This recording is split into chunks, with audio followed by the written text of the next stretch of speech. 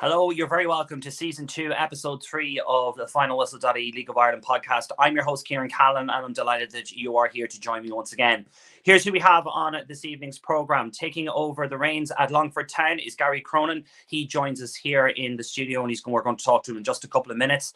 Following that, we're going to have Daniel Lafferty, who's going to talk to us about Derry City season so far.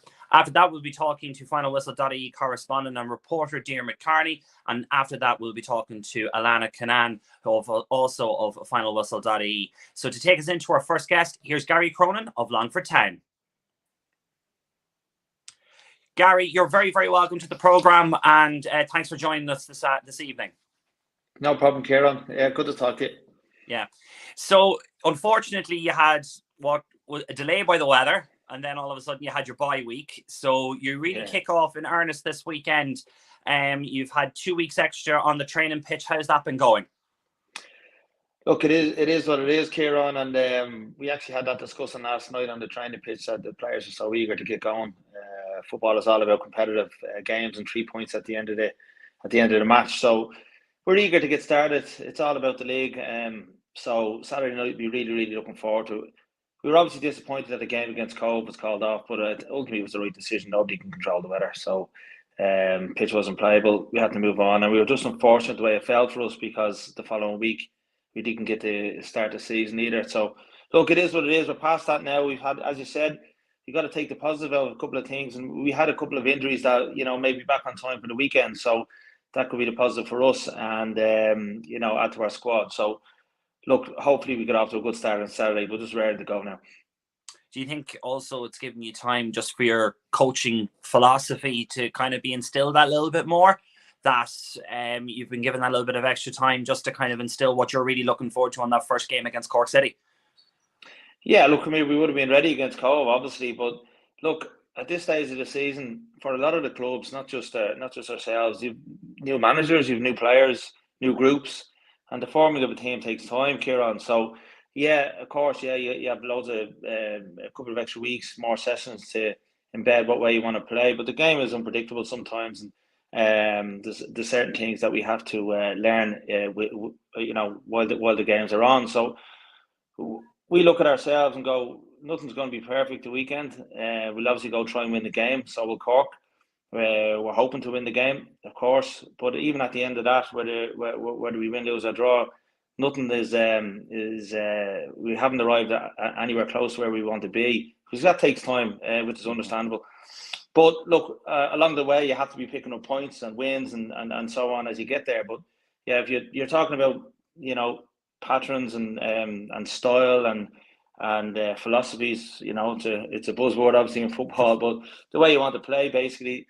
I've new players. I'm getting to know them. They're getting to know me. We've had 8 weeks doing it now, so we're well on the way. But there's a hell of a long way to go as well. So that takes time to form and build, and hopefully along the way we pick up valuable points to make sure we're in the race. Come obviously the stage of the season when we need to be in the race. Have you been watching? LOI TV has been a great thing for a lot of people, but for yourself as a manager, you've been able to go back and look at games, and you've been able to look at your opponents kind of in a much more in-depth way, and also that brings obviously the video analysis, which I think has been kind of a big revolutionary, so to speak, in terms of football over the past couple of years. Do you think you have, I wouldn't say a handle, but do you think you have an idea of how teams are going to approach each other? I know it's very early doors, but you're kind of getting a sense of what people are about. Yeah, the video analysis, as I say, it's a key tool now in the modern game. A lot of managers and coaches really, can't go without it. They feel naked without it. So yeah, look, it's a tool that helps. It's one of many tools that's needed to try and be successful as a football team. But I always look at if you find with international football, obviously there's some teams that are the best teams in the world no matter what. But I always find when you're watching international football, it can be nullified quite a bit because every association have the top analysts in the country working for their association, and obviously more than one. We have a fantastic one in the FEI, obviously, and I know our ones are done very well, and they analyse each other to the hilt in relation to individual movements, what stages of the game they do certain things. And quite often, I always find that when you're looking at the results, a lot of times you see international football then or as scoreless draws or 1-1 draws because both teams are so prepped on each other. It's nearly become predictable, even though the game obviously is unpredictable. So, yeah, from that point of view, every coach and manager, video analysis is key. It's great. You have to have a look at the opposition, try and, have a look at what's coming your way. And obviously the opposition are doing that to ourselves. But look, I mean, it's one tool, Kieran. There's many things that go along with it as well. And obviously, individual mindsets and team mindsets are big as well. But yeah, looking back, that's what we do, isn't it? Like we play the game, and the first thing we want to do after 10 minutes is look back in the game. That's just part of modern football. And sometimes, the first people to look back on it is Twitter followers and not the coaches. That's how easy it is to access the video footage now. But yeah, it's a key tool in the modern game. Without, obviously you came here from Bray Wanderers, circumstances changed there, but I read in an interview that your formative coaching, your playing and your coaching was all in Longford. So in some respects, you've left Longford, you've developed you've developed experience, and now you're coming back. It must be a very exciting time for a club that you have given so much to and they've given so much back that you get to give to them again. Yeah, I've always enjoyed and loved my time with Longford Town particularly as a coach and assistant manager. Loved it. It's all about playing. Obviously enjoyed my time as a player there, but I came in under Tony Cousins and we were there for a good chunk, 7 seasons I think it was, and learned a lot on the coaching ladder with Tony Cousins and obviously Longford Town. So yeah, the advantage for me coming in now as manager is that I'm sort of not getting the board, the chairman, the board. Most of the people are there from when I was there before. So those personal relationships were built and they're there, and the foundation is there. There's a lot of trust amongst both parties and so on, which can take time if it's just a brand new board. That can take more time to build. So look, there's a huge amount of respect between myself and the club. It goes both ways, which is great to have. Look, now I'm the manager or the head coach or whatever you want to call it these days. It's of the club, so it's obviously different types of pressure. I loved being a player there. The coaching was great, and now obviously I have the responsibility of managing the team. So it's a progression that I've gone through with Longford, which is great for me. So just looking forward to the season now, Kieran. So we can dig our teeth into see how we develop over the course of the next few months. It's a club that I've always said that, like, from my times going down there as a reporter and as a supporter before I got into media, it's the ground.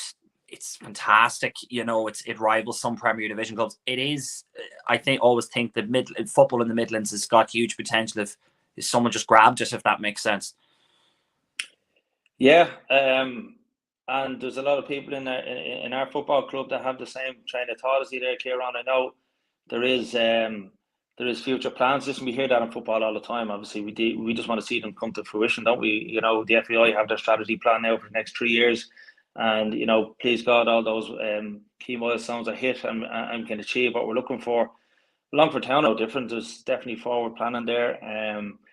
Location-wise, right in the middle of the country, they can attract players from north, south, east, and west if they got the right facility there. And I know there's plans there to try and achieve that. But if you just look at now and what the club have right now, as you said, the facility or the stadium rivals a lot of Premier clubs. It's really, really good, and it's been like that obviously when I was there as a player. But they're always looking to improve things down at the football club, which is great. And all we need now is underground heating. Now, let's just say that to the groundsman, so keep the snow off the pitch. That'd be nice. But like everyone that drives by, anyone that's traveling from Dublin to Mayo will always say that's some stadium on the way down to outside, just on the outskirts of Longford Town. So yeah, look, hopefully now for the future, they can achieve the plans that they might have in place. It'll be great, but it'll only be for the good of football in the country. You've made some key signings for this season. I hope you don't mind me picking one of them out. A player who's played in both New Zealand and in also in Poland, and Eric Malloy. He came back to play for Waterford last year, is now signed with yourselves. A player of that experience who's played maybe away from Ireland, has come back, different coaching philosophies as we spoke about, different kind of training methodologies and stuff like that, but also an attitude to the game that might be different in different countries. That's valuable experience when you're going for, as you say, what hopefully would be a push at the end of the season. Yeah, as Bray Wanderers manager, I actually tried to sign Eric a couple of times.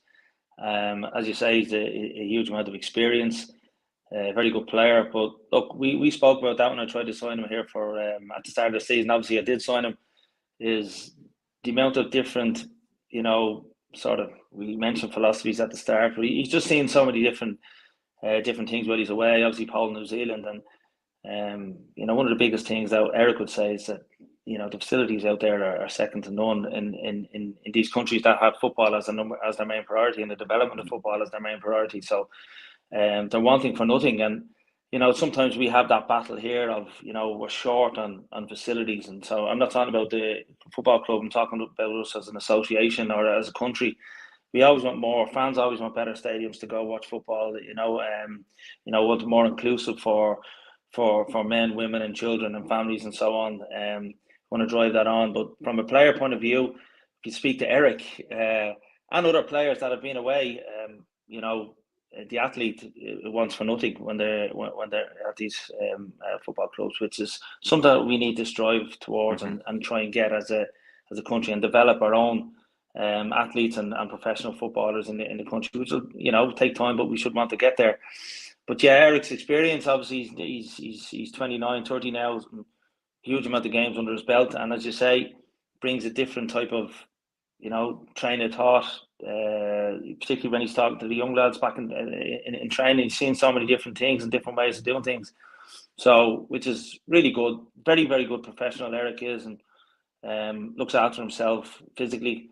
Always eats the right things after training. He sets a good standard that young players will feed off. But and also that I always say with these players, Kieran, that that's great that they have that experience. That's great that they can be someone for the young lads to look up to. But they also have to produce, and they have to produce at this level continuously, week in, week out, to continue to play. And just because they have that experience, if they don't produce the way they should, they may not be playing. But the reason why they get that far is that more often than not they can produce good performances.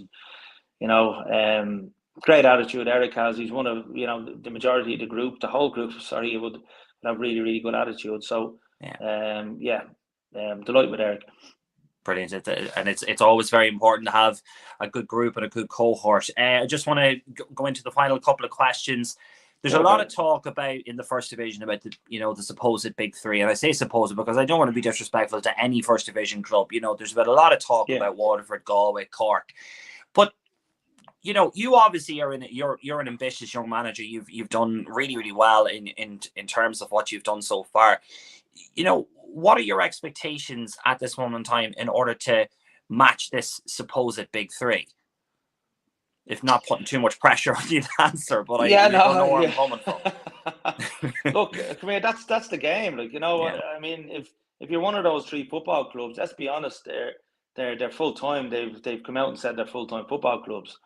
Generally, when football clubs in the first division of the League of Ireland come out and do full time, the expectation is that they want to get into the Premier to do full time in the Premier. That's what they want. I mean, Waterford got relegated last year as a full time football club, and I was delighted to see that they remained full time. They didn't go backwards and say, right, we're after getting relegated, let's go part time and take it from there. It's like no, their intent is to try and get back up and win. Galway were full time last year, but speak to John Caulfield. He knows how full time or not, he knows how difficult it is to try and win a league and get out of this division. But look, one of the things I always say to my players is that's what other clubs have. We have to do what we have and our resources and whatever they may be. And quite often our players need to be more professional than the full time players because they have their work, they have their college, whatever else they have to deal with, and then try and compete against full time football clubs and part time football clubs to try and win matches at the end of the week. It's difficult. But from our point of view, look, at this stage, like I was saying to you at the start of the call, Kieran, it takes time to really know where your group is going to go.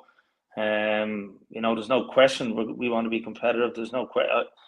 What do we want? Of course, every club that's in the division will have aspirations. Going, yeah, I'd love to win the league, But we have to get there to a certain stage first.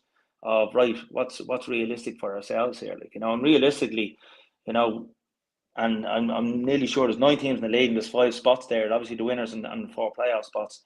Everyone's going to be vying for that top half of the table, and we're no different. And we're confident that we can get there. But we'll know a hell of a lot more after 10, 12 weeks, won't we? 10, 12 games in, whether we're in that position where we can challenge those top 3 or the perceived full-time teams. But that can bring an added pressure to those teams, because obviously the expectation from their football club is that you got to win this league, but 3 of them can't win it. So we had that last year in the 4th division. Obviously, Shells done actually well to win the league. Galway came second. Probably 2 of the teams in it that would have had the most resources. And then Cork were full time last year, and they didn't. Just about. I think if the season had went on much further, they would have got their side in and into the playoffs, but they didn't make the playoffs last year, and their expectation is obviously to try and push that one further again this year. But my point on that is that all 3 of those clubs last year didn't end up in the top spots. Cork were the one that didn't last year, but football is football, and at the end of the day, when we go out and have 90 minutes and like I look at last year in our playoff semi-final we were playing against Galway, 2-legged affair. It was so tight, and the expectation from everybody, and it wasn't from the Galway management or players. They knew they were in for a tough game, but the expectation from everybody on the outside was Galway and anyone outside Bray was that's an easy way into the playoff final for Galway. And we knew it wasn't going to be. John Caulfield and Galway knew it wasn't going to be, and that's the way it turned out. There was a hell of a battle, and we pipped them. So, once it gets into those stages, one team's going to win the league. But once it gets into the playoff stages, Kieran, you never know what's going to happen. It's cup football then. Yeah. Listen, Gary, thank you very, very much for your time. It's been great to talk to you. I wish you the very, very best of luck this weekend against Cork, and hopefully we'll have you on again maybe later on in the season. Absolutely, Kieran. Listen, thanks a million. All the best to you. No problem. The best of luck to you. Cheers. Take care. That was Longford Town manager Gary Cronin, who we're delighted to have him on this evening. Our next guest on this evening is Danny Lafferty, the Derry City footballer, who's in to talk to us about their season so far. Danny, plenty of experience. It's great to have you on the programme, and thanks for taking the time to talk to us.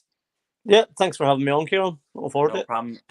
A massive win over Shamrock Rovers last Friday evening. I think the entire country was jumping up and down, which is when that last minute goal went in, followed by a 0-0 draw with Sligo Rovers on Monday night. Danny, it's been a very, very solid and good start for you this season. Yeah, I think solid is probably the correct word to use. Obviously, to get the result on Friday night was brilliant, and so in the first 3 games we're unbeaten, 2 draws, and then obviously that great one on Friday. Slightly probably disappointed not to follow up the win on Friday night with another home win at Sligo, but it's probably a little bit difficult, after the emotions of Friday being so high, to try and go back up to them levels so quickly. After the game on Friday was proved a little bit difficult for us, but nevertheless, 5 games or 5 points out of the first 3 games are a pretty difficult start for us. So we've got to be happy overall. You came back from England firstly to Shamrock Rovers, where you signed initially, and then you've moved on to Derry. From the time that you left in 2010, 2011, if I'm not mistaken, was that when you moved over to Burnley initially? How much has the league progressed, and how much has the standard of football progressed since the time that you left to the time you came back? Yeah, that's a question I get asked a lot, and it's quite a difficult one to answer, because in that time football's obviously evolved quite a bit in that. Yeah. I think back to the 2010-11 season where we never done anything tactically. Not tactics didn't really occur to us. It was basically put your 11 Go out and players play. out. It was your 11 versus their 11, and generally, well, hopefully your 11 comes out on top, you know. Whereas now there is a lot more tactical aspects to the game, you know, a lot more. There's a lot more kind of video analysis put on it and things like that. Like that.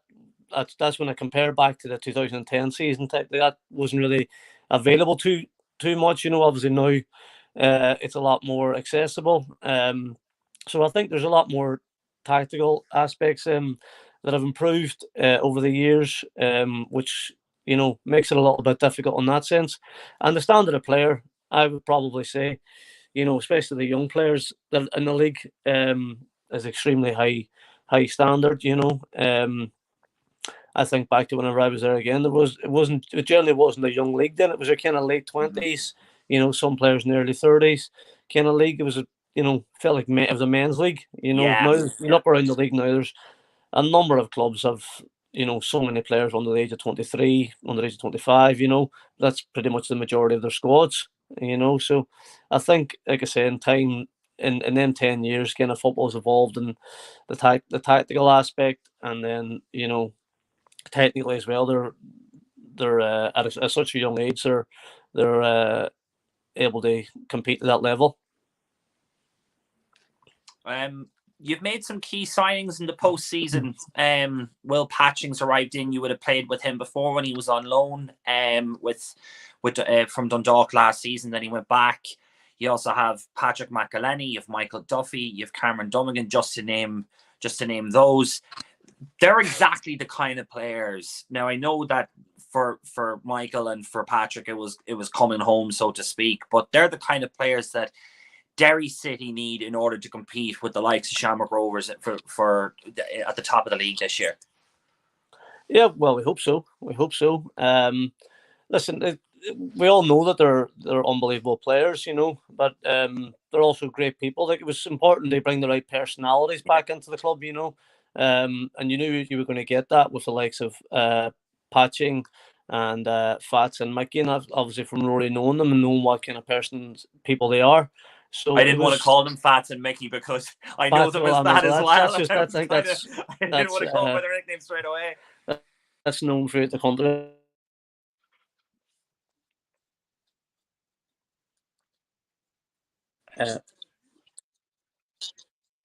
But no, I was going to say it's great to have them boys back in, and you know, you can say we've got, and there's others that came on too, you know, Matty Smith and Cameron Dummigan, Shane McElhenney, Patrick's brother.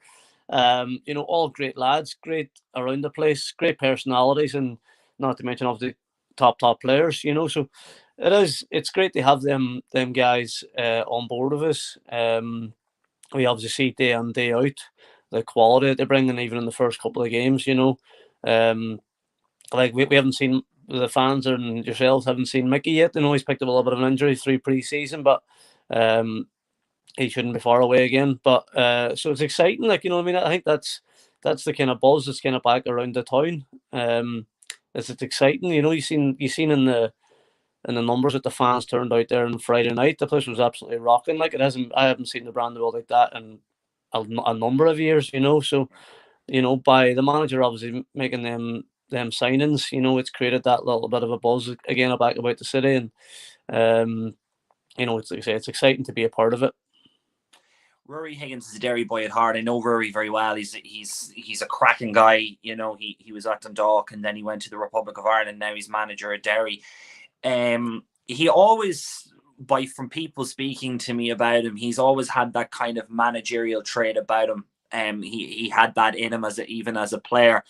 What qualities does he bring to the job at Derry City? Because I always say the Derry City job is really kind of like a melting pot. It's a really, really, you know, high tempo kind of pressured job. So what does he bring to it that endears you to want to play for him? Like you say, he gets it. You know, he's even though he's from Longford, he's an adopted Derry man. I think he just gets it. He gets what it means to the people up here. He gets what it means to us local players who want to play for the club. You know, and you know, he's the top manager. You know, he's obsessed with the game. He loves football.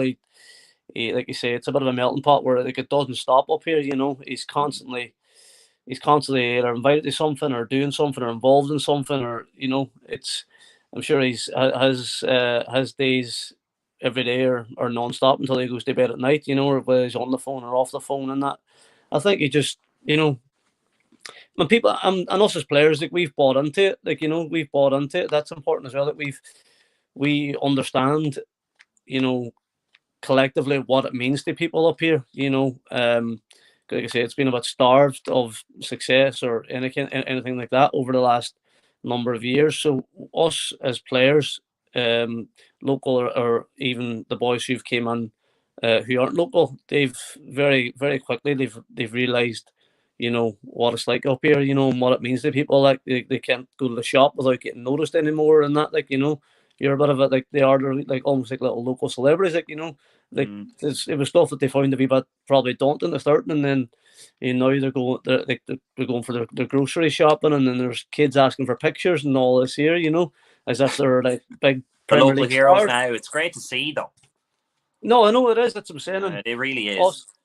And also, obviously, as players want to actually obviously hopefully deliver that to the fans, you know, and keep the buzz about the place, and hopefully bring some success to the city.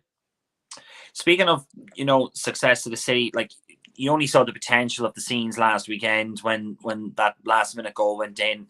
It seems to me that, you know, a lot of chords have been struck right now with the fact that Rory's manager, the returning of some certain players, experienced players like yourself. It seems like there's just the right combination, and the city has bought into it. Yeah, well, you've seen that with the number of season tickets that the club have sold this year, which is fantastic. So obviously, the fans obviously were excited by the signings, and even towards the back end of last season, you know, they were coming out in their numbers again when they were allowed back into the stadiums.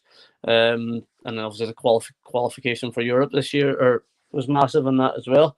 So I'm harping on again here and saying that about the buzz about the place, but it really is. It's it is really exciting to be to be at the club at the minute. You're away to Shelburne, a side that hasn't won a game yet, but by all accounts, their performances have been quite strong. So you're not going to be taking this task lightly when you go down to the capital on Friday evening. No, absolutely not. We played Shelburne in pre-season, and it was a very difficult game. So we know exactly what to expect. You know, high energy, high pressing team. And I know them, obviously the manager, I'm sure, knows their manager very well, so he knows what way he's going to have the team set up. You know, but obviously, like I say, we've had a decent enough start ourselves, so we'll be looking to kind of, you know, kick on again, and hopefully get a good performance, which will lead to a good result. You know, it's been probably a long time since, you know, Derry City fans have been able to go to Tolka Park and you know, kind of relive their 90s years of Derry and Shelburne clashes and that, you know. So I'm sure there'll be a good away support coming down as well, and you know, it's going to make into a very good game. Listen, Danny, thanks very much for taking the time to speak to us, and hopefully we'll be speaking to you later on in the season. But for now, thanks very much, and the very, very best of luck on Friday night up in Dublin. Cheers, thank you, Kieran. All the best. No problem, thank you. And that was Dan Lafferty, the Derry City defender, who talking to us today. So we're going to go on to our next segment, where we're going to be talking to Diarmuid Kearney of Finalwhistle.ie.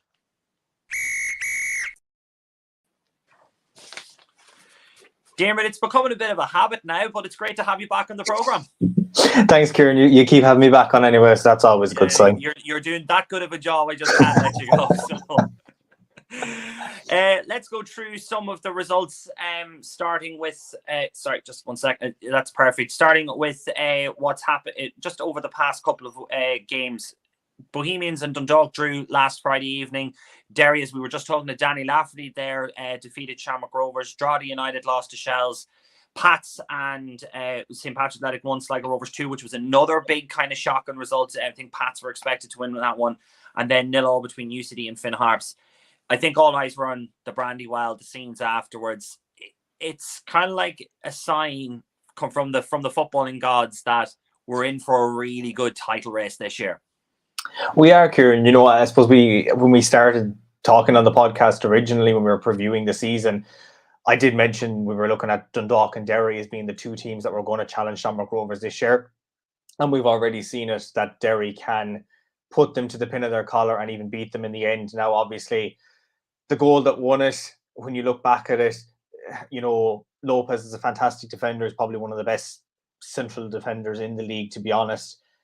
The mistake that he makes is one thing, but the way that McGonigal turns around and takes the ball and then puts it in the net past Manus, the way he beats the two defenders and scores it, that was phenomenal. The scenes afterwards as well. There is a real buzz around Derry. You could see it. Their fans that night were really getting behind the team. It's always been a sport that's been key to them as well. Of course, it's named after Ryan McBride as well, a former Derry player that passed away. And you can see there's real community when it comes to that club. Definitely they're going to be a title contender. Obviously, you were talking there to Danny, and you mentioned that they drew on Monday night. They couldn't really bring their performance back. Now they're still in the race. They're only a couple of points behind Shamrock Rovers, of course, in first, and Shamrock Rovers are playing Dundalk this week, so there could always be dropped points. It's not been an easy opening couple of weeks for Shamrock Rovers, but definitely the likes of Dundalk and Derry, who we both mentioned at the start that they could be title contenders, have certainly lived up to the bill. There will definitely be a buzz around the league this year. It's not just going to be a one-horse race where Rovers are going to run away with it and win by 12 or 13 points in the end. There's definitely going to be a lot of twists and turns and everything definitely coming up shortly, to be honest. We'll go to match week 3, which was Monday evening. I have no problem in saying this. The lucky hat was the reason why we won against Finn Harps. That hat's going to make a debut now in the showgrounds now on Sunday or Saturday night. But listen, Bohemians bet St. Patrick's Athletic. That was a big result for them. They needed to get a win under their belts. Derry City drew with Sligo Rovers. Dundalk winning 3-0 against Finn Harps, despite going under the cosh for the first 30 minutes of that game. It was very, very tough for them. UCD drew with Shelburne, and then Shamrock Rovers bet Drogheda United 3-1.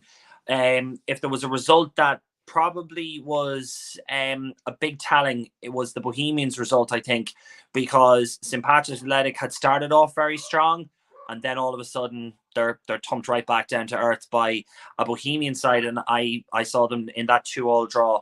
They're very, very impressive, and they're going to be taking points and getting scalps. I'm not going to say that they're underdogs or anything, but they're going to be getting points off teams at some stages that in reality people would be expecting the big boys to win, the supposed big boys.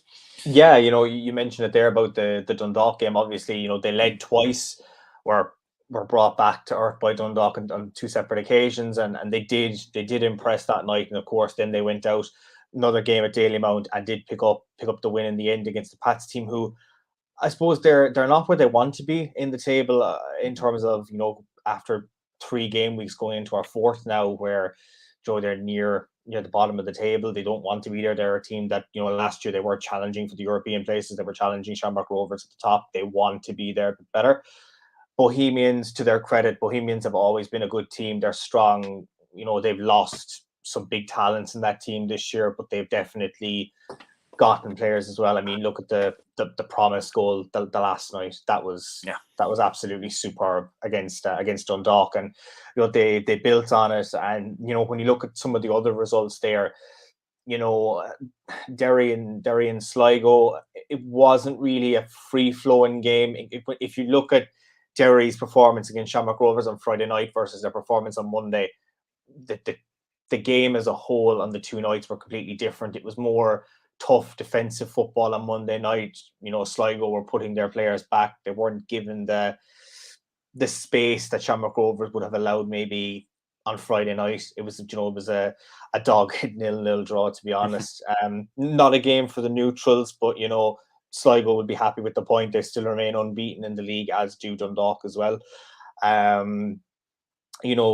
Shamrock Rovers had a point to prove, of course. They took Drogheda on and Tala, and they picked up the 3-1 win, and Jack Byrne looked impressive again, as he has done since he's come back to the league. Graham Burke coming off the bench. I mean, to see Graham Burke coming off the bench, not many clubs would be able to bench someone like him, and when he's there. He's not getting into that Shamrock Rovers team, but they have looked a bit caught for that creativity. You know, trying to put a few past Drogheda had proved a bit difficult, and Graham Burke came on and he looked razor sharp when he came on. He had that little bit of a free-flowing football to him that maybe Jack Byrne just doesn't have in comparison. I don't know what way Stephen Bradley is going to be able to get them to gel, what way his team is going to look at, but you know, we're only 3 weeks in now. They have looked impressive, and obviously speaking of the name Stephen Bradley, that name is becoming synonymous now with Dundalk fans. A certain Stephen Bradley shining at Oriel Park and getting 2 goals. He's on a season-long loan.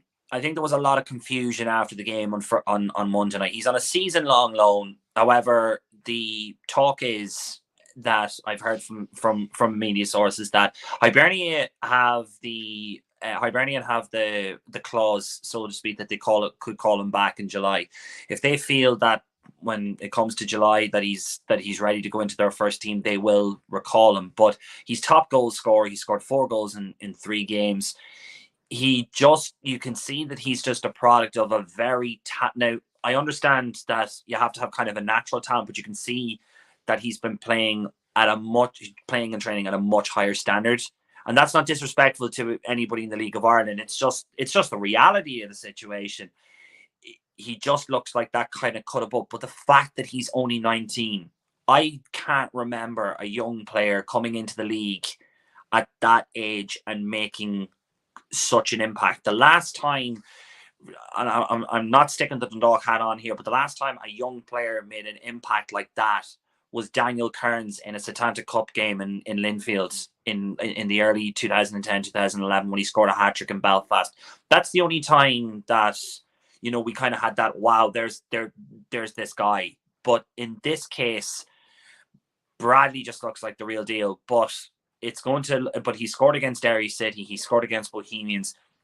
It's going to be that game against Shamrock Rovers where we're going to see, you know, can he go that level or go again? Because Shamrock Rovers at this moment in time are the pinnacle. Johnny Kenny is another player. I apologise, I've just been reminded of that. Johnny Kenny at Sligo Rovers, another cracking talent that just exploded onto the scene. So it really is a case that I know Danny Lafferty was talking about. It's become a young person's league, and in some respects that youth and exuberance is really shining out.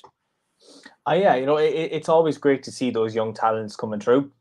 I suppose I can't think of young players off the top of my head that I've seen in the league and I've been, you know, wowed by. I've seen a good few players and I've said, you know, these guys are talents. They're definitely players to watch out for the future, and a lot of them are obviously still playing in the league and have done so over the last number of years. But it's great to see that clubs in the league are also getting talents from overseas, and they are bringing them in and they are using it. Now, obviously, loans are great when you're bringing a player in, but with the clause that Bradley could be called back in the summer, that could be a massive blow for Dundalk, especially if he keeps his performance going and Dundalk are challenging for the title and he's snatched away from them. That's going to be a hammer blow, especially if they can't recruit someone to his standard to bring in such short notice, depending on what way the league is going around that stage. Hopefully he does stay on a course when our league starts versus when another league starts. Is 2 completely different things. You know, we're still going during the summer, whereas, you know, they're on their breaks and everything like that. So it's going to be interesting to see if he does stay. But the idea of Stephen Bradley against Stephen Bradley on Friday night is going to be a very interesting watch. It's just the fact that, you know, Dundalk fans would have heckled Stephen Tallaght for a number of years, and now they're chanting. Now you're chanting Stephen Bradley's name in the crowd. It's just really funny to see it. But you know, it is good for the league as a whole that there is that development coming through. To be honest, that, you know, young lads are getting their chance, and, you know, we've seen the likes of Jack Byrne and Graham Burke who came up in young lads, went overseas, they're back now again. But, you know, it's good that, you know, for, I suppose, the international team and the clubs as well, that we can have the talent coming through, that the investment is there in the league and everything like that. Yeah. I'm just going to go through some of the first division results. Wexford bet Cove Ramblers, which was a good result for them. They needed to, you know, they had a bit of a tough start to their season, so getting a win over Cove in what we regard as a little bit of a derby was good. Cork's the big thing was 5,000 fans in Turner's Cross for obviously the return of JC and things like that. But my God, that's as the phrase goes, an I Love Lucy number when it comes to attendance records. And for Cork City, it just shows that the passion and the drive and the fan support is still there.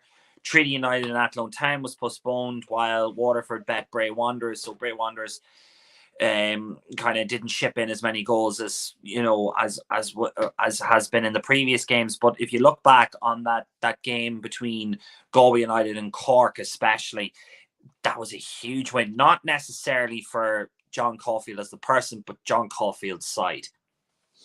Oh yeah, I suppose Cork had already gotten their feet into the league. They'd already played the week previous. So for Galway to come into it was like, okay, what can Galway show? Can they show? We've been predicting them to be the top three. I know when you were talking earlier, you mentioned it. There is the top three of Cork, Waterford, and Galway. So it's a case of right, where were Galway going to perform? And to their credit, they did very well. Now, not saying that Cork, let them by and said, here's the goal, you're going to win the game. Cork did put up a good show, and as you mentioned, the support in Cork has always been massive for them over the years. Even when they went into receivership all those years ago, the supporters rallied around it. They got the club back. They became a title-winning team a couple of years later. They're still strong, even though they've suffered relegation and they're back down in the first division. They're definitely a team not to be taken lightly. They've got the pedigree, they've got the history of the sport in the country as a whole, and a 1-0 loss to Galway at home, it is tough to take. Your ex-manager comes in and gets the 3 points past you. Now, look, we're only 2 weeks in. We're going into the third game week now. Cork are still thereabouts. They're still, obviously they've both played. They played 2 games, whereas Galway played the 1. It's going to be interesting to see what's going to happen this week. Of course, Galway do take on Waterford, so Galway mightn't get the points there. Waterford are looking strong. You mentioned their performance against Bray. Obviously, Bray didn't concede an astronomical amount of goals, but look, Waterford are looking strong. Cork, to their credit, are still looking strong. It was a tight game at Turner's Cross. Cork have definitely made that ground tough to visit over the years, and for Galway to get the 3 points in their opening night or their opening weekend of games there is a fantastic result, definitely for John Caulfield, one that he was definitely anticipating before he went there. We know that Colin Healy has the club released a statement saying that he's going to be taking a month or so off, and I think just on behalf of all of us, we just want to wish him the very, very best of luck, and we're thinking of him and his family at the moment. Just to go on to the fixtures of match week 4, Drogheda are playing UCD, Shelbourne and Derry City. That's going to be an interesting game. Danny Lafferty spoke about it there. St. Patrick's Athletic against Shamrock Rovers. Like, it doesn't get any bigger than that. A Dublin derby and the two top 2 teams in the league last year. Finn Harps in Ballybuffet against Bohemians, and then on Saturday night, Sligo Rovers against Dundalk. You can't look past Pats and Rovers, can you? No, I suppose it's another tough challenge for Shamrock Rovers. Even though I suppose they put 3 past Drogheda the last night, that was still a tough game for them. They haven't had it easy so far. I know UCD went there the opening night and they came home 3-0 winners as well, but UCD did put up a fight. A lot of teams have been putting up the fight against Rovers, just because they're coming in as the champions. They're not going to, if you're a weaker team, you're not just going to let them by. And, they have put up the dog fight against them. St. Pat's, of course, it is a Dublin derby. St. Pat's and Rovers definitely have that rivalry over the years. Two different sets of supporters who will let their feelings known toward one another when they are taking each other on, and definitely, based on St. Pat's recent form, they will want the results, and where else to get it than at home against the champions, your local rivals, the team that you want to overthrow. They are the yardstick, I suppose, in the league at the moment. If you want to perform a bit like Derry last Friday night, you have to take your points against Shamrock Rovers, and definitely, if St. Pat's can work it right on Friday night, I can see them, if they can snatch a point from it, I think they'll be happy with it. But they have seen that Rovers are weak in certain areas. They can be beaten. It's just going to be interesting to see if we will see it on Friday night. Just quickly, before we wrap up with you, Diarmuid, the first division fixtures of match week 3, you've got Cove Ramblers against Treaty United, Galway United versus Waterford, another massive game in the first division. Wexford take on Athlone, and Longford to kick off their season. We had Gary Cronin on earlier on against Cork City. While an awful lot of focus, of course, will be on Galway and Waterford, 2 top teams there, Longford are going to be taking on Cork City, and Cork will be wanting to go to the Midlands and getting points from there as well. Yeah, definitely. I suppose with the result last Friday night, it didn't really help Cork's title chances, to be honest. Suffering a defeat at home, you will want to go and make good of it this week. And I suppose I don't know what way their management team will be able to rally the players around. Depends on what way that works out. Change of manager can hinder a team or whatever. And hopefully that they can rally the troops and get up and take a performance against Longford. Of course, it'll be interesting to see what way Longford are after last season. Will we see them a bit more determined, a more focused team that can go straight back up, or whether it might take them a year or two down in the first division to, I suppose, show what they can do and perform. But definitely, everyone is going to be watching the game on Friday, but I think a lot of people will have to focus on Saturday, because Cork are definitely thereabouts for challenging for the title. But Longford could surprise us, and Longford could put them to the sword, and we could be seeing Longford stating their name to say, look, we're one. If you want to say that these guys are the big 3, maybe we should be talking about the big 4 in the league. It all depends on what we can see on Saturday. Gary looks like the kind of manager who knows what he's doing. He knows the players inside and out. So hopefully they can get the result. But definitely Cork City will be going up to Longford on Saturday with the intent to come home with the 3 points. Diarmuid, listen, as always, thanks very much, and I will be speaking to you. I won't be talking to you on Friday. Not sure if I'll be talking to you on Friday night, but I'll definitely be talking to you very, very soon. But as always, thanks very much. No worries, Kieran. Thanks for having me. And that was Diarmuid Kearney from Finalwhistle.ie. And I'm delighted to be bringing in my last guest, and that's Alanna Cunnane. Alanna, you're very, very welcome to the programme. It's great to have you. Thanks for having me, Kieran. Not a problem. What have you made of the league so far? What have been your surprise kind of packages or anything that you've seen around the league that have caught your eye or interested you? Yeah, I think as Diarmuid said there, it's really come to the fore that it's really kind of anyone's game at the minute. You've seen the first few results, especially people you'd expect to be winning over others mightn't really have come off, and then let's say the likes of Derry beating Shamrock Rovers and then heading into Sligo, you would have expected them to bring the momentum, and it just didn't come off. So yeah, I think that's been the main shock, really. Just there's no real. Obviously, Shamrock Rovers are the ones to beat, but there's no one really kind of emerging that would be outright up there with them, I think. Other than that, then I suppose the consensus would be, I think people would have thought, as you mentioned earlier in your programme, that Shells have had good performances. It just hasn't really come off for them just yet. And I think maybe that UCD game the other day would have been a good opportunity for them. But if we're talking about shocks in the league, I think maybe the sprinkler put a rain on their parade in that regard. But apart from that, then I'd say that'd be the main point for me here on just that it's kind of it's anyone's game at the minute, and it just because you win last match out doesn't mean that's going to carry over now into the next fixture. Who, in your opinion, is going to be the real team that's going to take on in relation to the Premier Division? Who's going to take on Shamrock Rovers?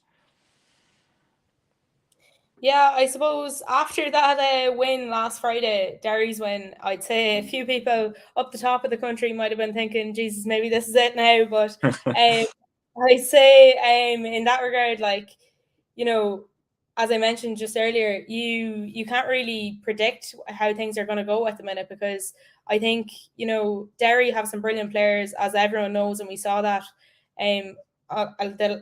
on Monday as well as Friday, and they've made their signings, and they're like the likes of Will Patching and Jamie McGonigal, even Brandon Kavanagh and Owen Toole even have been brilliant for them, but they just couldn't get over the line to convert on against Sligo the other day. Like as Diarmuid said, it was a very congested game. Like most of it was played in the middle of the park, but I think if you are going to go on to challenge the likes of Shamrock Rovers, you have to be able to break through, get through to that final ball and hit it into the back of the net. But yeah, bar Derry, I think Dundalk as well have been looking very, very promising. And then I think Pats as well, although they've lost that fixture, I think like Chris Forrester just brings them to another class. I think he's been phenomenal, and I don't see that stopping anytime soon. Obviously, as well, they have the likes of Owen Doyle, who they signed there, who made plenty of headlines, but it just hasn't taken off them yet. So, yeah, as I said, I think it's just everyone's waiting for these few things to come together for them, and when it does, I think, as you say, it can really be anyone's game as to who's going to put it up to them. Just to move on to yourself now, you're going to be starting your own segment now. You're starting the Women's National League video live show here, and then it's obviously going on to a podcast as well. Exciting times in the Women's National League. Now, I just want to say once again, I apologise. I took the title off you last season when it came to reporting. I got the Shells match, but listen. Some of the signings have been brilliant this year. I think there's a couple of teams that are really going to challenge for the title this year. But in terms of yourself, it's a really exciting time to be involved in women's football in this country. It really is. And I'm saying that from my own experience of working with the GAA team, that's the ladies GAA team, women's sport in general. It's so exciting at the moment. Absolutely. I think everyone realizes that it's only on an upward trajectory, and long may it continue. But in that regard too, it's been a long time coming. So I think it's no longer about ticking a box that you have to get a women's team. There is that audience there and people want to see it. So I think, it's brilliant to see all the interest that has come to the Women's National League and women's sport, as say in general, but in particular the WNL, because the way last season ended, I mean, there hasn't been many seasons like that, I'd say, ever. Like, so to have that and have it on the scale that we did, as you mentioned there, with TG Cahir and everything, and obviously you had LOI TV coming in, it was there for everyone to see, first of all, the quality, but also the dramatics that is in it, and the rivalry that's in it too. I think that really came forward last year as well, like not only between, let's say, your Dublin derbies or that kind of thing, but let's say like Shells Wexford even was a big match, especially in the FAI Cup final. You could see it when the Ultras came out in force. I think it really added a touch of competitive and just charm to the game that was maybe lacking in previous years, but it's brilliant to see that it's here now, and I think it's here to stay as well. But do you think also that the fact that there's a standalone cup final, it's not like, I remember being in the tunnel in the Aviva Stadium when the game went to extra time. I think Dundalk and Cork were training at one end of the pitch while a penalty shootout was happening at the other. But now that it's standalone, but also the introduction of TG Cahir and things like that, it's been fantastic development from there. But it shows that it can stand on its own because it does have a projected audience and an audience catchment. Yeah, and a never increasing one at that. I think there's always debates and arguments, you could say, edgeways as to whether the likes of that kind of game should take place in the Aviva or Tala. But what you can't debate, I think, is that there is obviously a growing fan base there, and that they are beginning to fill these stadiums. So it's brilliant that the likes of Tala would be packed for a game like that, and especially, as you say, it's finally getting the respect it deserves, because they have their own isolated day and their own isolated celebration at that the cup final is as big of a spectacle as it is in the men's game, I think, for in the women's regard. So I think it's brilliant to see that the eyes are finally being met with the quality of the talent that is in the league. Okay, I'm going to just put this to you. Who's your surprise package team for this year? Finish it up. Oh, I'm not so much in the Women's National League. Yeah. I'm not so sure. Is it a surprise package? But I think DLR have really, really impressed me in the transfer window. They've made a myriad of signings that will really strengthen their what they already had going, like an already strong team. So I think, especially, let's say, Sarah McKevitt, like they could really do with someone to put in those few goals for them, but they haven't even just strengthened. They've maybe even taken a few off other fledgling teams in the league. So I know, like, it's nip and tuck in that regard, I think. But DLR, I think, will really be trying to push into that top three and break it up, because that's been the status quo for so long, and I think maybe they'll try and push in there.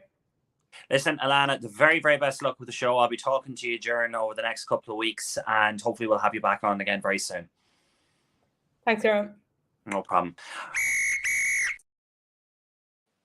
And that was Alanna Cunnane. I'm led to believe that there is a question to be put up on the screen for me. And do you think that the FAI, RT commentators and the League of Ireland clubs will acknowledge that Waterford had changed its name to its original name from United to FC in 2016?